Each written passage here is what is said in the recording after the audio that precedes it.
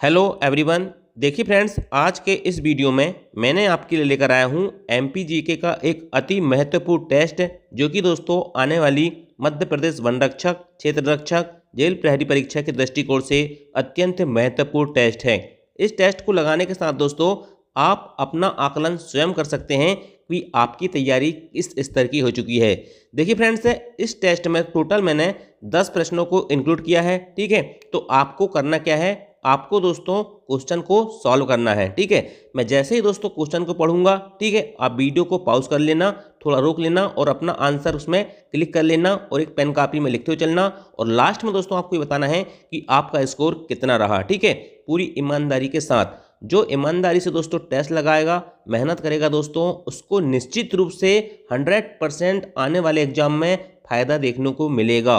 और दोस्तों इसमें सिर्फ हम टेस्ट नहीं लगाएंगे, टेस्ट के साथ साथ दोस्तों आपको बहुत सारा एमपी जीके का भरपूर कंटेंट मिलने वाला है। ठीक है, तो चलिए दोस्तों शुरुआत करते हैं क्वेश्चन नंबर 1 से। क्वेश्चन नंबर 1 है, आदिवासी गंगा किस नदी को कहा जाता है। ठीक है, मध्य प्रदेश की नदियां टॉपिक से दोस्तों बहुत ही मोस्ट इंपॉर्टेंट टॉपिक है। ठीक है, एक से एक क्वेश्चन आपको एक शिफ्ट में देखने को 100% मिलेगा। ठीक है, तो आदिवासी गंगा किस नदी को कहा जाता है, तो इसका आंसर दोस्तों आप क्या करो, अपना आंसर को कॉपी पेन में लिख लो। ठीक है, या मैं जैसे ही आपका इस क्वेश्चन का आंसर बताऊंगा तो आप सोच लेना दोस्तों अपने मन में, और यदि आपका सही होता है तो आपके मान के चलना कि आपका ये क्वेश्चन सही है। ठीक है, तो आदिवासी गंगा किस नदी को कहा जाता है दोस्तों, तो इसका राइट आंसर है ऑप्शन नंबर ए, आदिवासी गंगा कहा जाता है माही नदी को। किसे कहा जाता है, आदिवासी गंगा माही नदी को कहा जाता है। ठीक है, याद रखना दोस्तों, माही नदी जो है इसका उद्गम होता है मिंडा गांव से। कहां से होता है, मिंडा गांव दोस्तों, सरदारपुर धार में एक जगह का नाम है मिंडा गांव, वहां से दोस्तों माही नदी निकलती है और मध्य प्रदेश, गुजरात, राजस्थान में बहती है। कहां कहां बहती है, मध्य प्रदेश में बहती है। ठीक है, फिर राजस्थान में चली जाती है, ठीक, उसके बाद गुजरात में जाती है और लास्ट में जाकर दोस्तों खंबात की खाड़ी में जाकर गिर जाती है। याद रखना दोस्तों, ये उस नदी में शामिल है मध्य प्रदेश की जो पूर्व से पश्चिम की ओर बहती है। अक्सर दोस्तों आप नाम सुनते होगी कि नर्मदा और ताप्ती ही दो ऐसी नदियां हैं जो मध्य प्रदेश में पूर्व से पश्चिम की ओर प्रवाहित होती हैं, लेकिन याद रखना माही नदी भी एक ऐसी नदी है दोस्तों जो मध्य प्रदेश में पश्चिम की ओर प्रवाहित होती है। ठीक है, याद रखना दोस्तों, माही नदी जो है दोस्तों कर्क रेखा को 2 बार काटती है। कर्क रेखा आपको पता होना चाहिए, 23.5 डिग्री उत्तरी अक्षांश रेखा को दोस्तों क्या कहते हैं, कर्क रेखा कहते हैं। तो कर्क रेखा को दोस्तों याद रखना माही नदी 2 बार काटती है। ठीक है, अब मैं दोस्तों आपको यहां कर्क रेखा, मकर रेखा, विषुवत रेखा ये सब बताऊंगा तो वीडियो बहुत बड़ा बन जाएगा। ठीक है, इसलिए दोस्तों मैं जब आपको इंडियन ज्योग्राफी पढ़ाऊंगा ना तब बताऊंगा आपको कि क्या होती है कर्क रेखा और क्या होती है मकर रेखा। ठीक है, और जब मैं आपको ज्योग्राफी पढ़ाऊंगा ना दोस्तों तो आप कहोगे कि हमने ऐसी ज्योग्राफी आज तक नहीं पढ़ी है, क्योंकि दोस्तों मैं आपको एक चीज बता देना चाहता हूं कि मेरा फेवरेट सब्जेक्ट है ज्योग्राफी, भूगोल। ठीक है, इंडियन ज्योग्राफी खास करके। ठीक, तो याद रखना दोस्तों, माही नदी को कहा जाता है आदिवासी गंगा। तो आपको दोस्तों सारे फैक्ट याद रखना है। ठीक, क्वेश्चन तो लगाना ही है, साथ में दोस्तों इन फैक्टों को भी याद करते हुए चलना है। याद रखना दोस्तों, क्वेश्चन नंबर 2 है, ताप्ती नदी का अन्य नाम क्या है। ठीक है, इस प्रकार के क्वेश्चन भी आते हैं दोस्तों। मध्य प्रदेश में जितनी भी नदियां दोस्तों उनके पौराणिक नाम या पुराना नाम पूछा जाता है। ठीक है, तो आपको क्या करना है, इन सभी नदियों के पुराने नाम या पौराणिक नामों को क्या करना है, याद करते हुए चलना है।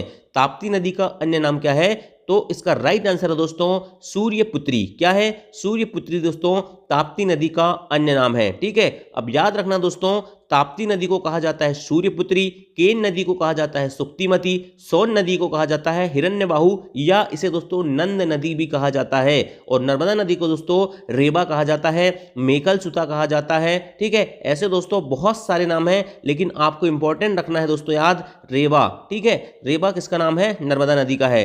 ताप्ती नदी की बात करें दोस्तों तो इसका उद्गम मुल्ताई बैतूल से होता है। कहां से होता है, बैतूल में दोस्तों मुल्ताई शहर है, वहां से दोस्तों ताप्ती नदी निकलती है और कहां बहती है, पूर्व से पश्चिम की ओर बहती है। मध्य प्रदेश, महाराष्ट्र, गुजरात 3 राज्यों से होकर गुजरती है और लास्ट में जाकर खंबात की खाड़ी में ताप्ती नदी गिर जाती है। ठीक है, पश्चिम की ओर प्रवाहित होती है। ठीक है, याद रखना दोस्तों, ताप्ती नदी एक ऐसी नदी है जिसमें सर्वाधिक मिट्टी के टापू पाए जाते हैं। क्या पाए जाते हैं? सर्वाधिक मिट्टी के टापू किस नदी में पाए जाते हैं? तो याद रखना, ताप्ती नदी में पाए जाते हैं। अगर पूछ ले आपसे दोस्तों कि पूर्णा किसकी सहायक नदी है, या गिरना किसकी सहायक नदी है, या अमरावती किसकी सहायक नदी है, या अरुणवती किसकी सहायक नदी है, तो याद रखना दोस्तों, ये चारों नदियां ताप्ती की सहायक नदियां हैं। क्या है? ताप्ती की सहायक नदियां कौन कौन सी हैं? पूर्णा, गिरना, अमरावती और अरुणवती। ठीक है, चलिए नेक्स्ट क्वेश्चन है, क्वेश्चन नंबर 3, मालवा की गंगा कहलाती है। बहुत ही पॉपुलर क्वेश्चन है और बहुत आसान क्वेश्चन है, आपने कई बार पढ़े होंगे। ठीक है, एमपीजी के पढ़े होंगे।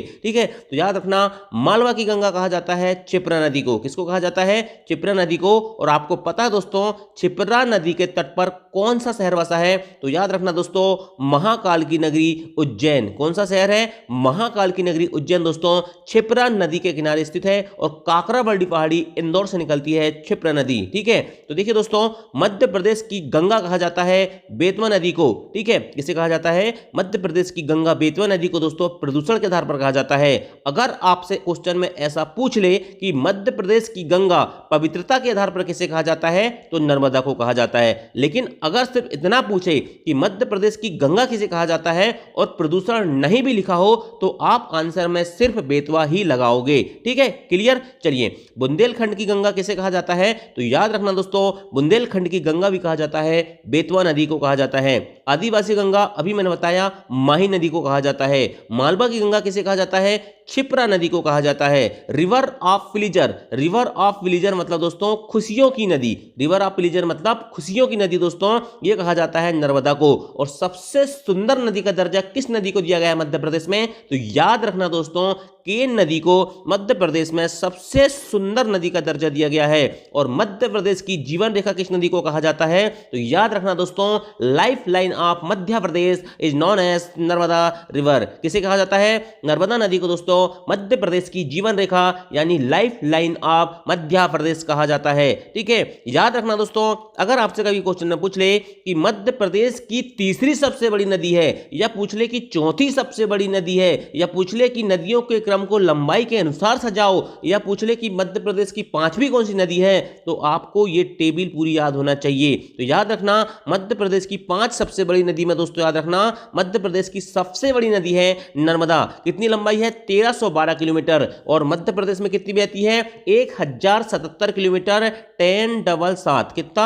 1077 किलोमीटर मध्य प्रदेश में बहती है। लेकिन टोटल लंबाई है दोस्तों 1312 किलोमीटर। और 3 राज्यों में बहती है नर्मदा भी, मध्य प्रदेश, गुजरात एंड महाराष्ट्र, और जाके गिरती है खम्मात की खाड़ी में। ठीक, आगे अभी डिटेल बताऊंगा मैं, है ना। इसके बाद दोस्तों दूसरी बड़ी नदी है चंबल। ठीक है, 965 किलोमीटर के साथ दोस्तों चंबल दूसरे स्थान पर है। 780 किलोमीटर के साथ सोन तीसरे स्थान पर है। 724 किलोमीटर के साथ ताप्ती चौथे स्थान पर है। और 590 किलोमीटर के साथ दोस्तों बेतवा 5वें स्थान पर है। ठीक है, याद रखना दोस्तों, सोन और ताप्ती में आपको कंफ्यूजन हो सकता है, तो याद रखना सोन बड़ी है ताप्ती छोटी है। सोन बड़ी है ताप्ती छोटी है। याद रखना, सोन तीसरी सबसे बड़ी नदी और ताप्ती चौथी सबसे बड़ी नदी मध्य प्रदेश की। ठीक, चलिए नेक्स्ट क्वेश्चन देखते हैं भाई, क्वेश्चन नंबर 4।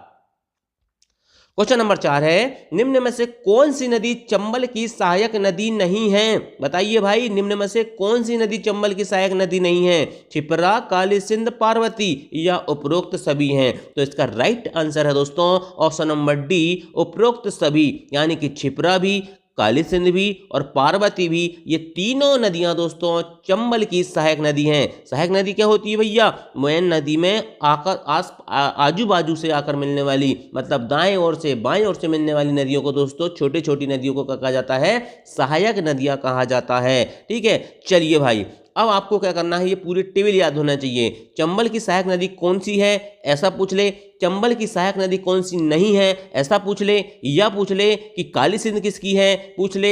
बीहड़ किसकी सहायक नदी है, पूछ ले। कन्हेर किसकी सहायक नदी है, पूछ ले। चंद्रावल किसकी सहायक नदी है। तो इस प्रकार के आपको 50 प्रश्न बन सकते हैं सहायक नदी से। ठीक है, तो ये सारा टेबल आपको याद होना चाहिए कि चंबल की सहायक नदी क्षिप्रा है, काली सिंध है, पार्वती है, सिवना है, बनास है, कूनो है और सीप है। ये किसकी नदियां हैं? चंबल की सहायक नदियां हैं। बेतवा की सहायक नदियां याद रखना दोस्तों, बीना धसान और जामनी। क्या? बीना धसान जामनी बेतवा की सहायक नदी, बीना धसान जामनी बेतवा की सहायक नदी। कुंवारी, माहुर, पाहुज, चौपान ये किसकी सहायक नदी है? सिंध की सहायक नदी है। किसकी सहायक नदी है? सिंध नदी की सहायक नदी है। उर्मिल, चंद्रावल, सोनार और मीर हसन किसकी सहायक नदी है? केन नदी। मध्य प्रदेश की सबसे सुंदर नदी केन नदी की सहायक नदी कौन कौन सी है? उर्मिल, चंद्रावल, सोनार और मीर हसन। टोंस नदी या इसे कहते हैं तमसा नदी, ठीक है, तमसा नदी, ठीक है। तो बीहड़, महाना और बेलन कौन कौन सी? बीहड़, महाना और बेलन दोस्तों टोंस की सहायक नदी हैं। जोहिला, बनास, रिहंद, कन्हेर ये किसकी सहायक नदी हैं? तो याद रखना दोस्तों, सोन की सहायक नदी है। किसकी सहायक नदी है? सोन की सहायक नदी है। और माही की सहायक नदी कौन कौन सी है? सोम, चाप, अनास, जाखम। याद रखना दोस्तों, मैं आपको यहां पर बता रहा हूं कि चंबल की सहायक नदी बनास है, यहां बता रहा हूं सोन की सहायक नदी बनास है। तो ये कैसे संभव है? उन्होंने कहा सर चंबल तो मध्य प्रदेश के कौन से क्षेत्र में बहती है? उत्तर पश्चिमी क्षेत्र में बहती है। और ये सोन तो सर कौन से क्षेत्र में बहती है? उत्तर पूर्व क्षेत्र में बहती है, अलग अलग दिशाओं में बहती हैं। तो फिर ये दोनों बनास नदी किसकी सहायक नदी कैसे हो सकती हैं? तो भैया आपको बता देना चाहता हूं, ये बनास नदी अलग है और ये बनास नदी अलग है। आपको ये पता होना चाहिए कि बनास चंबल की भी है जो एक नदी है, और एक बनास सोन की भी है जो दूसरी नदी है। क्लियर? चलिए आगे बात करते हैं। नर्मदा की कुल सहायक नदी दोस्तों 41 है। कितनी है? 41 मतलब 41 है, ठीक है। इसमें बाएं तरफ से 22, 19 तरफ से दाएं तरफ से 19 नदी आकर मिलती हैं। बाएं तरफ की 22 नदी कौन कौन सी हैं? शेर, शक्कर, तवा, बंजर, हिरण, हथिनी, कोलार, मान ये दाएं तरफ से मिलती हैं, ठीक है। आपको सिर्फ नदियों के नाम अच्छे से याद होना चाहिए, लेकिन सबसे मुख्य प्रमुख सहायक नदी कौन सी पूछा जाए तो नर्मदा की प्रमुख सहायक नदी दोस्तों तवा नदी है। कौन सी नदी है? तवा नदी है। याद रखना दोस्तों, एक ऐसी नदी नर्मदा नदी है दोस्तों जिसकी सहायक नदियों के नाम खाद्य पदार्थ और जानवरों के नाम पर हैं। क्यों? जैसे खाद्य पदार्थ क्या होते हैं? दूध, शक्कर, ठीक है। और जानवर कौन कौन से हो गया? हिरण, हथिनी, शेर, ये सब क्या है? जानवरों के नाम है। तो क्वेश्चन पूछा गया था एक बार, ठीक है। तो याद रखना दोस्तों, यह कौन सी नदी है? खाद्य पदार्थ और जानवरों के नाम पर जिसकी सहायक नदियों का नाम है नर्मदा नदी, ठीक है। बैनगंगा नदी की सहायक नदी दोस्तों वर्धा नदी, बावनथड़ी नदी और पैंच नदी है, ठीक है। चलिए नेक्स्ट क्वेश्चन देखते हैं भाई, क्वेश्चन नंबर 5। क्वेश्चन नंबर 5 है दोस्तों, निम्न में से कौन सी नदी पश्चिम की ओर प्रवाहित नहीं होती? बड़ा ही जबरदस्त सवाल है दोस्तों कि कौन सी नदी पश्चिम की ओर प्रवाहित नहीं होती। तो सर अभी तो आपने सब कुछ बता दिए हो, फिर ये क्वेश्चन क्यों छापे हो? ठीक है, तो आपको भैया पता होना चाहिए कि नर्मदा भी पश्चिम में बहती है, ताप्ती भी बहती है, माही भी बहती है, और बैनगंगा नदी नहीं बहती।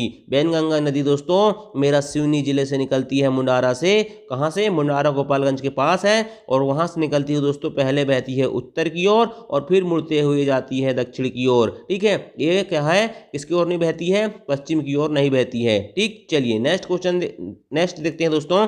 देखिए मध्य प्रदेश की जो नदियां हैं दोस्तों, याद रखना नर्मदा, ताप्ती, माही, ये 3 नदियां पश्चिम की ओर बहती हैं, ये आपको याद होना चाहिए। सोन, जोहिला और महान ये 3 नदियां दोस्तों पूर्व की ओर बहती हैं। एक्चुअल में जो सोन है दोस्तों ये पूर्व में नहीं बहती, ये उत्तर पूर्व में बहती है, लेकिन इसका अधिकांश भाग पूर्व दिशा की ओर ही माना जाता है, इसलिए इसको हम पूर्व दिशा कहते हैं, ठीक है। दक्षिण की ओर बहने वाली नदी दोस्तों बैनगंगा, वर्धा, प्राणहिता और कान्हन नदी है, ठीक है। याद रखना बाकी सभी मतलब चंबल, सिंध, काली सिंध, बेतवा जितनी भी नदियां हैं दोस्तों सब कहाँ बह रही हैं?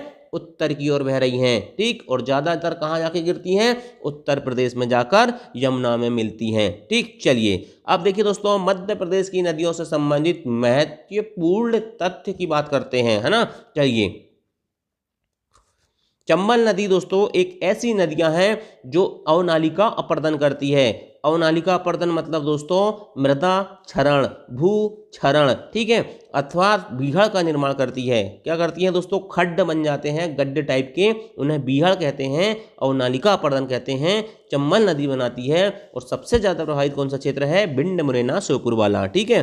चंबल नदी का पुराना नाम दोस्तों याद रखना चरमावती भी था और धर्मावती भी था, ठीक है। चंबल नदी को दोस्तों उद्गम जो होता है जाना पाव पहाड़ी महू इंदौर से होता है, ठीक है। महू नामक स्थान से होता है जो इंदौर जिले में आता है, ठीक। और चंबल नदी का मुहाना कहाँ है या अवसान कहाँ है या कहाँ जाकर गिरती है, तो इटावा उत्तर प्रदेश में जाके दोस्तों यमुना नदी में मिल जाती है। ठीक है, चलिए नेक्स्ट देखते हैं भाई। चंबल नदी में दोस्तों कुछ प्रमुख योजनाएं चल रही हैं। क्वेश्चन ऐसा पूछा जाता है कि कौन सी परियोजना चंबल नदी पर है या कौन सी परियोजना चंबल नदी पर नहीं है। तो याद रखना गांधी सागर, राणा सागर, जवाहर सागर, ये तीनों सागर जो है दोस्तों याद रखना चंबल नदी की प्रमुख परियोजनाएं हैं। बेतवा नदी की प्रमुख परियोजना की बात करें दोस्तों, सम्राट अशोक सागर परियोजना। कौन सी परियोजना? सम्राट अशोक सागर परियोजना। क्वेश्चन ऐसा भी आता है कि सम्राट अशोक सागर परियोजना कौन सी नदी पर है, तो बेतवा नदी पर है। ठीक है, राजघाट परियोजना जिसे रानी लक्ष्मीबाई परियोजना के नाम से भी जानते हैं दोस्तों, ये भी बेतवा नदी पर स्थित है। और एक प्रसिद्ध परियोजना माता टीला परियोजना भी बेतवा नदी पर स्थित है। चंबल नदी में कौन कौन से जलप्रपात हैं या झरना है, तो देखिए चूलिया जलप्रपात जो है दोस्तों कोटा राजस्थान में है, बताल पानी जलप्रपात, शीतला माता जलप्रपात और झाड़ी दहा जलप्रपात, ये तीनों जलप्रपात दोस्तों इंदौर में स्थित हैं। कहां पर स्थित है? इंदौर में स्थित है। सारे fact is a most important fact आपको याद रखना है। ठीक है, भालकुंड जलप्रपात, बड़ा ही जबरदस्त क्वेश्चन दोस्तों। भालकुंड जलप्रपात बीना नदी पर स्थित है। ये क्वेश्चन एमपीपीएससी में पूछा गया था। ठीक है, चलिए बेतवा नदी दोस्तों याद रखना कुमरा गांव रायसेन से निकलती है और हमीरपुर उत्तर प्रदेश में जाके कहां मिलती है? यमुना में मिलती है। ठीक है, सिंध नदी दोस्तों लटेरी तहसील विदिशा से निकलती है, लेकिन उत्तर प्रदेश में जाके दोस्तों यमुना में कहां पर मिलती है? जालौन शहर में मिलती है। केन नदी दोस्तों कैमीर पहाड़ कटनी से निकलती है और ये भी दोस्तों यमुना में मिलती है, लेकिन बांदा जिला उत्तर प्रदेश में। ठीक है, और टोंस नदी दोस्तों जुलेरी गांव सतना से निकलती है, लेकिन जाके कहां मिलती है? उत्तर प्रदेश के प्रयागराज यानी कि इलाहाबाद में दोस्तों गंगा में जाकर मिलती है। ठीक, सारे फैक्ट मोस्ट इंपॉर्टेंट आपको याद होना चाहिए। बहुटी जलप्रपात दोस्तों याद रखना मध्य प्रदेश का सबसे ऊंचा जलप्रपात है। कौन सा? बहुटी, चचाई चूलिया नहीं है भाई, याद रखना। ठीक है, बहुटी है और सेलर नदी पर स्थित है, रीवा जिले में स्थित है। इसकी ऊंचाई दोस्तों 198 मीटर यानी 198 मीटर है। पूर्वा जलप्रपात टोंस नदी पर रीवा पर स्थित है। चचाई जलप्रपात बिहार नदी पर रीवा पर स्थित है। गिबटी जलप्रपात महाना नदी पर रीवा पर स्थित है। ठीक, चलिए नेक्स्ट देखते हैं। नर्मदा नदी की बात करते हैं दोस्तों। उद्गम अमरकंटक अनूपपुर से होता है, मध्य प्रदेश, महाराष्ट्र, गुजरात में बहती है, 3 राज्यों से। अवसान मतलब इसका मुहाना कहाँ है? खम्मात की खाड़ी में जाकर गिरती है। मध्य प्रदेश में 1312 किलोमीटर, टोटल लंबाई 1312 किलोमीटर। मध्य प्रदेश में 1077 किलोमीटर। कपिल धारा जलप्रपात और दुग्ध धारा जलप्रपात इसमें है दोस्तों कहां पर? अमरकंटक। अमरकंटक कौन से जिले में आता है? अनूपपुर में आता है। धुआंधार जलप्रपात दोस्तों याद रखना जबलपुर में है। मानधाता जलप्रपात और दर्दित जलप्रपात खंडवा में है। सहस्त्रधारा जलप्रपात खरगोन में है। ठीक है, सारी चीज आपको याद होना चाहिए। ठीक है, बैनगंगा नदी दोस्तों याद रखना उद्गम मुंडारा गांव सिवनी से होता है, ये जाके मिलती है दोस्तों गोदावरी नदी में। ठीक है, और मध्य प्रदेश की पहली नहर दोस्तों बैनगंगा नहर 1923 में बनाई गई थी, 1923 में। और बालाघाट शहर जो है दोस्तों याद रखना बैनगंगा नदी के किनारे स्थित है। आप दोस्तों आंसर बताना कि मध्य प्रदेश में सर्वाधिक लिंगानुपात वाला जिला कौन सा है और उसका लिंगानुपात कितना है। ठीक है, चलिए पैंच नदी दोस्तों याद रखना जुन्नारदो छिंदवाड़ा से निकलती है। वर्धा नदी दोस्तों याद रखना, वर्धा और बैनगंगा जो नदी है दोस्तों इनके संगम को प्राणहिता कहा जाता है। और वर्धा नदी का उद्गम दोस्तों याद रखना कालीभीत पहाड़ी कहां से होता है? बैतूल से होता है। ठीक, चलिए नेक्स्ट क्वेश्चन है क्वेश्चन नंबर 6। उष्णकटिबंधीय वन संस्थान कहां पर स्थित है? ठीक है, उष्णकटिबंधीय वन संस्थान कहां पर स्थित है, या इसे कभी धोखा से लिख दे TFRI, tropical forest research institute. ठीक है, अगर आप वन रक्षक बनते हैं दोस्तों तो आपको मिलता है मौका TFRI जबलपुर और SFRI जबलपुर में घूमने का। क्या बोला मैंने? अगर आप बनते हैं वन रक्षक तो आपको मिलेगा मौका TFRI मतलब उष्णकटिबंधीय वन संस्थान जबलपुर और SFRI मतलब दोस्तों राज्य वन अनुसंधान संस्थान जबलपुर घूमने का मौका। आपकी जब ट्रेनिंग होती है दोस्तों तो 1 महीने के ट्रेनिंग टूर में आपको वहां पर घुमाने ले जाया जाता है। ठीक, तो उष्णकटिबंधीय वन संस्थान कहां पर स्थित है? आंसर बता दिया मैंने, जबलपुर। ठीक है, चलिए भारतीय वन प्रबंधन संस्थान IIFM Indian institute of forest management कहां पर है? भोपाल में स्थित है। संजीवनी संस्थान कहां पर स्थित है? भोपाल में स्थित है। वन विकास निगम कहां पर स्थित है? भोपाल में स्थित है। मध्य प्रदेश इको पर्यटन बोर्ड कहां पर स्थित है? भोपाल में स्थित है। भारतीय वन अनुसंधान संस्थान की क्षेत्रीय शाखा दोस्तों जिसे राज्य अनुसंधान कहा जाता है, ये जबलपुर में है। इसी को दोस्तों SFRI कहते हैं, स्टेट फॉरेस्ट रिसर्च इंस्टीट्यूट कहते हैं। ठीक है, उष्णकटिबंधीय वन संस्थान कहां पर स्थित है? जबलपुर में। इसको कहते हैं TFRI, tropical forest research institute. ठीक है, जड़ी बूटी बैंक कहां पर स्थित है? पचमढ़ी में स्थित है। और जैव विविधता प्रशिक्षण केंद्र कहां पर स्थित है? तो ताला दोस्तों एक उमरिया में जगह है, वहां पर स्थित है। और उमरिया में कौन सा राष्ट्रीय उद्यान है? तो बांधवगढ़ राष्ट्रीय उद्यान है जहां बाघों का सर्वाधिक घनत्व पाया जाता है। ठीक है, क्वेश्चन नंबर 7 है किसान कल्याण एवं कृषि विभाग द्वारा मध्य प्रदेश के फसल क्षेत्र को कितने भागों में विभाजित किया गया है? तो there is right answer option number A 5 क्षेत्रों में विभाजित किया गया है। कौन कौन से क्षेत्र हैं ये इंपॉर्टेंट नहीं है, आप तो याद रखना कि किसान कल्याण और कृषि विभाग द्वारा कितने क्षेत्र 5 क्षेत्र में है। ठीक है, और कृषि जलवायु कितने क्षेत्र हैं? कृषि जलवायु क्षेत्र मध्य प्रदेश में 11 है, लेकिन इस क्वेश्चन का राइट आंसर है दोस्तों ऑप्शन नंबर ए 5 क्षेत्र हैं। ठीक है, चलिए नेक्स्ट देखते हैं दोस्तों। कुछ प्रमुख योजना दोस्तों खेतीबाड़ी से संबंधित है, आपको याद होना चाहिए। ठीक है, जैसे बलराम ताल योजना ठीक 2007 में आई, खेत तालाब योजना 2007 में आई, जल अभिषेक अभियान 2006 में आया। याद रखना दोस्तों, एक नूर जहां आम है, बहुत फेमस आम है, कहां पर पाया जाता है? कट्टीवाड़ा। कहां पर पाया जाता है? कट्टीवाड़ा। और कट्टीवाड़ा कहां है दोस्तों? अलीराजपुर में है। ठीक, सुंदरजा आम दोस्तों याद रखना गोविंदगढ़ रीवा में स्थित है। ठीक है, ये गोविंदगढ़ रीवा जो है दोस्तों याद रखना, यहां से मैंने एमपी फॉरेस्ट गार्ड की ट्रेनिंग किया था। कब किया था? जब किया था, लेकिन गोविंदगढ़ में दोस्तों अगर आप फॉरेस्ट गार्ड बन जाते हो तो आप भी गोविंदगढ़ जाने का मौका मिल सकता है अगर आपका ट्रेनिंग में वहां पर नंबर फंसा तो। ठीक, चलिए नेक्स्ट देखते हैं भाई। मध्य प्रदेश में टाइगर प्रोजेक्ट की शुरुआत कहां से हुई थी? बहुत आसान सवाल है, आपको पता है 1974 में दोस्तों मध्य प्रदेश में प्रोजेक्ट टाइगर की शुरुआत हुई थी कान्हा किसली राष्ट्रीय उद्यान मंडला से। कहां से? कान्हा किसली राष्ट्रीय उद्यान मंडला से। लेकिन इंडिया में कब हुई थी? तो 1973 में हुई थी। कब हुई थी? 1973 में। और वन्य प्राणी संरक्षण अधिनियम कब आया था? तो 1972 में आया था। वाइल्ड लाइफ प्रोटेक्शन एक्ट कब आया था? 1972 में आया था। 1973 में क्या हुआ? प्रोजेक्ट टाइगर भारत में लागू हुआ। 1974 में क्या हुआ? मध्य प्रदेश में प्रोजेक्ट टाइगर लागू हुआ। ठीक, कहां से हुआ? कान्हा किसली राष्ट्रीय उद्यान मंडला या बालाघाट जिले में भी उसकी कुछ सीमा आपको देखने को मिलती है। ठीक, चलिए कान्हा किसली राष्ट्रीय उद्यान दोस्तों याद रखना कहां पर स्थित है? मंडला बालाघाट जिले में स्थित है। मुख्य रूप से मंडला में है, लेकिन कुछ क्षेत्र इसका बालाघाट में भी देखने को आपको मिलता है। मध्य प्रदेश का पहला राष्ट्रीय उद्यान दोस्तों कौन सा था? कान्हा किसली राष्ट्रीय उद्यान था। 1955 में इसको राष्ट्रीय उद्यान बनाया गया था। मध्य प्रदेश का सबसे बड़ा राष्ट्रीय उद्यान है दोस्तों, इसका क्षेत्रफल 940 वर्ग किलोमीटर है, याद रखना। और 1955 में राष्ट्रीय उद्यान बनाया गया। 1974 में प्रोजेक्ट टाइगर बनाया गया। बेडरी प्रजाति का बारहसिंगा पाया जाता है दोस्तों यहाँ पर, जिसका नाम है दोस्तों, तो यहाँ एक शुभंकर है, इसने अपना शुभंकर जारी किया दोस्तों, जिसका नाम है भूर सिंह द बारहसिंगा। और कब जारी किया है? 2017 में। आनंद चक्रवर्ती, क्या आनंद चक्रवर्ती नहीं, रोहन चक्रवर्ती, रोहन चक्रवर्ती का नाम याद रखना दोस्तों, जिन्होंने क्या हुआ था, ये अपना भूर सिंह द बारहसिंगा को बनाया था। ठीक है, चलिए कान्हा किसली राष्ट्रीय उद्यान के बारे में इंपॉर्टेंट फैक्ट दोस्तों यहां याद रखना, ये टेबल बड़ी इंपॉर्टेंट है। ठीक है, देखिए कान्हा को 1955 में क्या बना दिया गया? राष्ट्रीय उद्यान। 1974 में इसको प्रोजेक्ट टाइगर बनाया गया। माधव का राष्ट्रीय उद्यान कहां पर है दोस्तों? शिवपुरी में स्थित है, और इसकी स्थापना 1958 में हुई थी, लेकिन ये क्या है? प्रोजेक्ट टाइगर में शामिल नहीं है।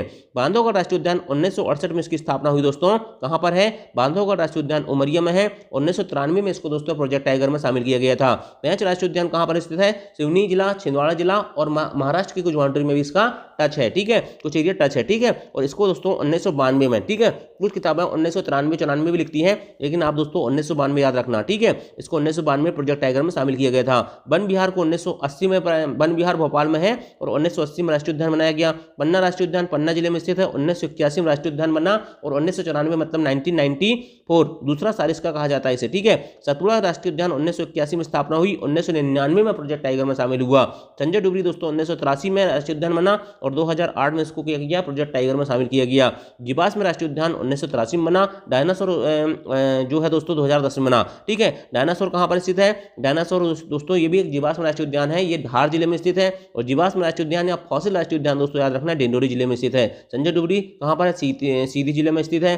सतपुड़ा कहां पर है? होशंगाबाद जिले में स्थित है। ठीक है, सारे फैक्ट मैंने आपको बता दिया। ठीक, मध्य प्रदेश के राष्ट्रीय उद्यान वाला टॉपिक मैंने पढ़ा चुका हूं, डिटेल में जाके एक बार देख लेना। ठीक, चलिए नेक्स्ट क्वेश्चन है क्वेश्चन नंबर 9। निम्न में से कौन सी चोटी मालवा के पठार में नहीं है? ठीक है, तो देखिए सिगार भी है, जाना पाव भी है, धजारी भी है, लेकिन सिद्ध बाबा नहीं है। सिद्ध बाबा कहाँ की है? तो बुंदेलखंड की है। कहाँ की है सिद्ध बाबा भैया? बुंदेलखंड की है। ठीक है, चलिए मालवा के पठार की सबसे ऊंची चोटी दोस्तों याद रखना सिगार चोटी है, 881 मीटर, 881 मीटर, इंदौर में स्थित है। बुंदेलखंड पठार की सबसे ऊंची चोटी सिद्ध बाबा चोटी दोस्तों 1172 मीटर, दतिया में स्थित है। रिवा पन्ना पठार की सबसे ऊंची चोटी गुडविल चोटी दोस्तों याद रखना सधौना चोटी है, 752 मीटर। देखिए दोस्तों, आपको क्या करना है, आपको ये चोटी की ऊंचाई याद रखना है। क्वेश्चन ऐसा भी पूछा जा सकता है कि मध्य प्रदेश की चोटियों की ऊंचाई के अनुसार उनकी चोटियों को जमाओ। ठीक, नाम दे देगा 4-5 और सीरियल में जमाने के लिए बोलेगा कि ऊंचाई के अनुसार या घटते क्रम में या बढ़ते क्रम में सजाओ। फिर क्या करोगे, फिर आपको याद ही नहीं है कुछ। ठीक, यही आसान आसान सवालों से दोस्तों क्या बनते हैं, टफ क्वेश्चन बनते हैं। ठीक, ऐसी प्रकार के फैक्टों से, है ना। चलिए नेक्स्ट है, मध्य प्रदेश की सबसे ऊंची चोटी कौन सी है? धूपगढ़ 1350 मीटर,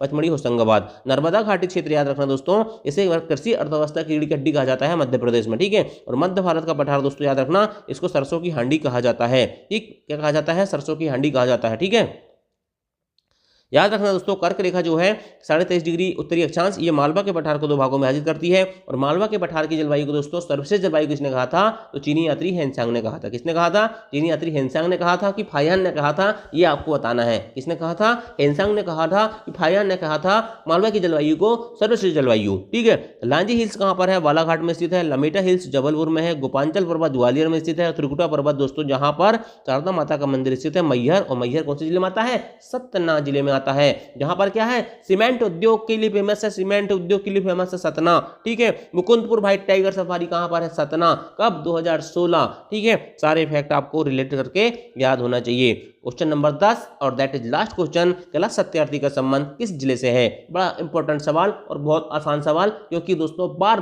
बार रिपीट होता है ये एग्जामों में। ठीक है, इसलिए कैलाश सत्यार्थी दोस्तों याद रखना, ये जाने जाते हैं नोबेल पुरस्कार प्राप्त करने के लिए शांति के क्षेत्र में। ठीक है, और इनका संबंध दोस्तों विदिशा से। कहां से है? विदिशा से इनका संबंध है। विदिशा में दोस्तों आपको पता होगा वहां पर सर्वाधिक चना होता है। क्या होता है? चना। चना जो होते हैं ना दोस्तों सर्वाधिक कहां पर होता है? विदिशा में होता है। लेकिन अभी क्या हुआ है कि जो कृषि का जो डाटा आया है दोस्तों थोड़ा बहुत हेर फेर होता रहता है, इसलिए आपके करना अभी आप उसमें दिमाग ज्यादा मत लगाओ। जब कृषि आर्थिक सर्वेक्षण आएगा तो अपन वहां पर डिस्कस कर लेंगे। ठीक है, चलिए, कैलाश सत्यार्थी का संबंध किस जिले से है? विदिशा जिले से है। ठीक है, और इसको 2014 में दोस्तों कब? 2014 में दोस्तों नोबेल पुरस्कार मिला था शांति के क्षेत्र में। इसके साथ मिला था मलाला यूसुफजई पाकिस्तान। क्या? मलाला यूसुफजई पाकिस्तान के साथ दोस्तों 2014 में कैलाश सत्यार्थी को शांति का नोबेल पुरस्कार मिला था। और ये दोस्तों एक आंदोलन है, बचपन बचाओ आंदोलन। कौन सा आंदोलन? बचपन बचाओ आंदोलन के दोस्तों नेतृत्व करता रहे हैं। क्या रहे हैं? नेतृत्व करता रहे हैं। अब देखिए दोस्तों, कुछ महान व्यक्तित्व हैं, कुछ महिलाएं हैं, इनके नाम आपको क्या होना चाहिए? याद होना चाहिए, क्योंकि इस टॉपिक से भी क्वेश्चन आते हैं कि मेधा पाटकर का संबंध किस चीज से है? तो नर्मदा बचाओ आंदोलन से है। रईसा खान का संबंध किससे है? तो भोपाल गैस कांड में जो महिला थी दोस्तों उनके लिए जनकल्याणकारी कार्यों के लिए ये रईसा खान का नाम जुड़ा हुआ है। झाबुआ के गांधी किसे कहा जाता है? महेश शर्मा को कहा जाता है। मध्य प्रदेश चित्रकला के पिता किसे कहा जाता है? डी देवलालीकरण या दत्तात्रेय देवलालीकरण। ठीक है, और व्हाइट टाइगर किसे कहा जाता है? श्रीनिवास तिवारी जी को कहा जाता है। ठीक, इसके साथ ही दोस्तों ये आपके शानदार 10 प्रश्न एमपीजीके के यहीं पर होते हैं समाप्त। तो आपको करना क्या है? आपको कुछ नहीं करना है। यदि वीडियो पसंद आया होगा तो लाइक करना है। ठीक है, अगर शेयर कर सकते हो तो शेयर कर दो। अगर चैनल में नए आए हो तो सब्सक्राइब कर लो। और दोस्तों अगर ईमानदारी से टेस्ट लगाए हो तो अपना स्कोर कमेंट बॉक्स में लिख दो। Thank you. जय हिंद, जय भारत।